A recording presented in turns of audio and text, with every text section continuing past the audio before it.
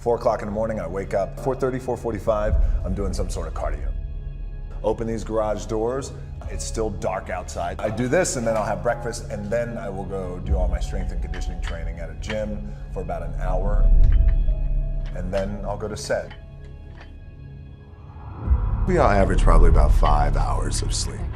It's 4:45 a.m. It's still dark outside. Look at that, the lights just went out and I'm getting ready to kill this AM cardio. You can't even see me, but it's gonna be so good, it's bad. Focus! If you do anything, you never want to do anything half-assed, especially when it comes to your training. Get in, be intense, execute on it, and then get out.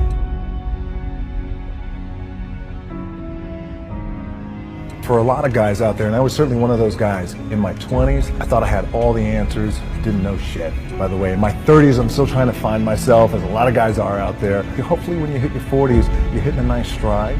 If I'm gonna do it, I need to do this job right, I need to stay focused on it, and I need to give the best effort I possibly can. We live down here in South Florida, it's hurricane season. Focus! But when it's time to go to the gym, we gotta get to the gym. And there ain't no stopping us. It's like I'm gonna be the baddest motherfucker walking it. All right, empty gym, the way we like it. It's Sunday, just finished my warm-up. This pain ought to be fun. Focus!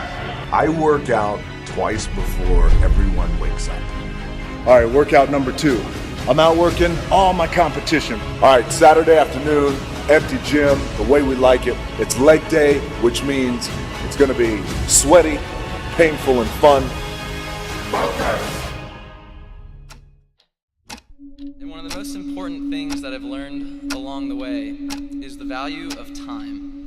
So it's understanding what your skill set is, finding the right place to use those skills, and then going for it. What kind of a story can you tell in 1 minute? That ability to get myself up in the morning, no matter how tired I was, to push myself through those pain barriers. You know, hard work pays. Continually find more ways to use our time while trying to find more ways to save it. You know, I have the saying, work like someone's trying to take it all away from you. You see, you can't actually save time. You can just find different ways to spend it. So when you say you don't have time to do something, you're really saying that you're using your time for other things. One cool thing about time is that it continues on at the same pace, despite how busy we get.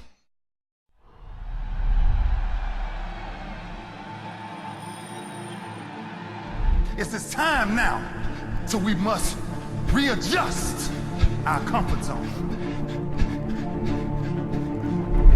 See, now it's time to go to a different thought process.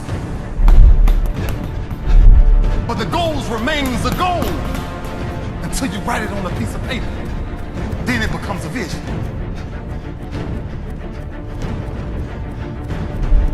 What is the vision? Because the only reason I'm here, the only reason we're here today is because of our yesterday. Everything I've been through has defined who I am right now.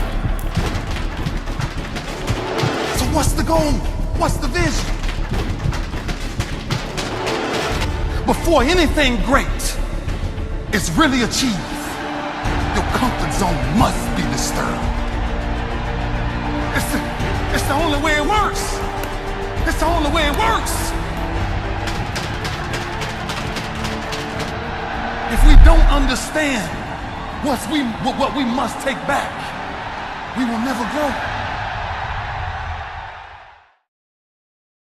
The world is like a ride at an amusement park.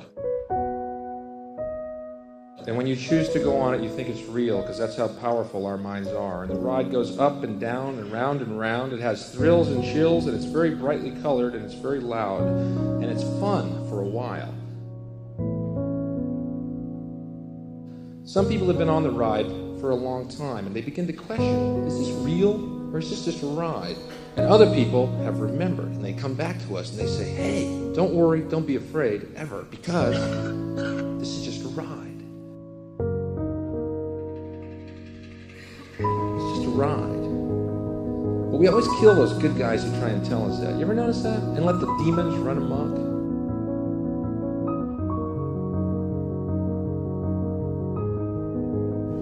But it doesn't matter because it's just a ride. And we can change it anytime we want. It's only a choice.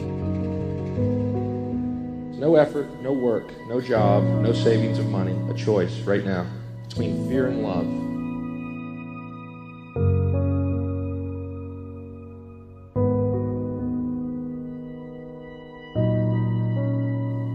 The eyes of fear want you to put bigger locks on your door, buy guns, close yourself off. The eyes of love instead see all of us as one.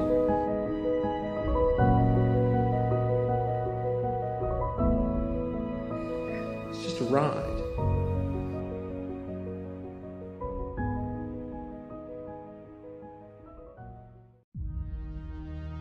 People want to know how to stop the laziness, and they want to know how to stop the procrastination. And, they have some idea in their head, some kind of a vision of what they want to do. But they don't know where to start. They don't know where to start it, They don't know where to start. And so they say, hey, where do I start? And when's the best time to start? And I have a very simple answer for that. Here and now. That's it. You want to improve? You want to get better? You want to get on a workout program or a clean diet? You want to start a business? You want to write a book or make a movie or build a house or a computer or put together some mobile application? Where do you start? You start right here. And when do you start? You start right now. I had beaten my habit of hitting the snooze button. I couldn't believe it, and I thought, wait a minute.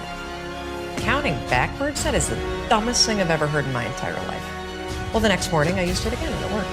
The next morning I used it again and it worked. The next morning I used it again and it worked. And then I started to notice something really interesting. There were moments all day long,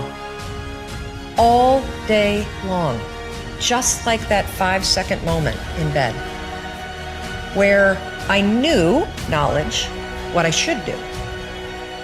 And if I didn't move within 5 seconds, my brain would step in and talk me out of it. Every human being has a 5-second window, might even be shorter for you. You have about a 5-second window in which you can move from idea to action before your brain kicks into full gear and sabotages any change in behavior.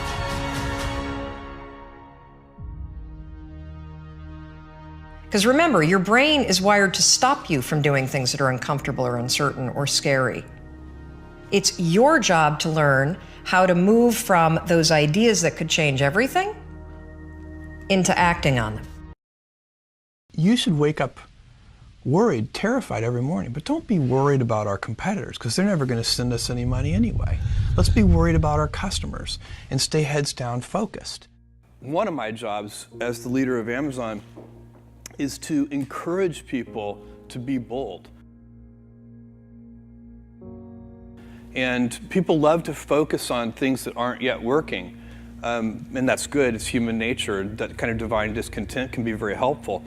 But it's incredibly hard to get people to take bold bets. And you need to encourage that. And if you're gonna take bold bets, they're gonna be experiments. And if they're experiments, you don't know ahead of time whether they're gonna work. Experiments are by their very nature prone to failure, but big successes, a few big successes compensate for dozens and dozens of things that didn't work.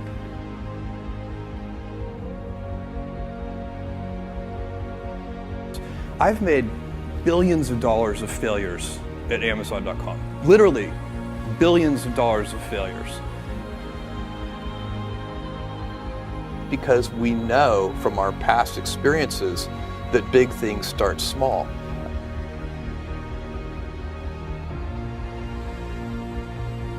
The biggest oak starts from an acorn, and you've got to recognize, if you want to do anything new, you've got to be willing to let that acorn grow into a little sapling and then finally into a small tree, and maybe one day it'll be a big business on its own.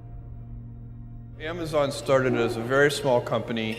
It was me and a few other people. I was driving all the packages to the post office myself in my 1987 Chevy Blazer. You can't skip steps. You have to put one foot in front of the other. Things take time. There are no shortcuts. And but you want to do those steps with, passion and ferocity. It's easy to have ideas. It's very hard to turn an idea into a successful product. There are a lot of steps in between. It takes persistence, relentlessness.